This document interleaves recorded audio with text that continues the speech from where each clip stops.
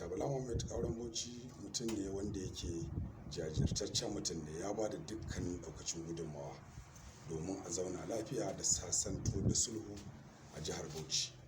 Mun samu gagarumin nasara da gudunmawa da yake bawa jami'an tsaro wajen gudanar da al'amura domin a zauna lafiya tsakanin ɓangaren zaman lafiya mutane da shugabanni gabaki ɗaya da dukkanin ɗaukacin al'ummar jihar Bauchi.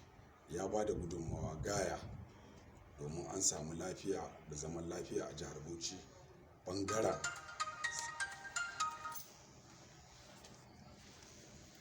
Ɓangaren tsaro, kama daga mutane individual da Fulani da abin da ya shafi labi da abin da ya shafi zaman lafiya a jihar Bauchi, ya ba da gagarumar gudunmawa gaya fiye da duk yadda ɗan adam yake tsammani.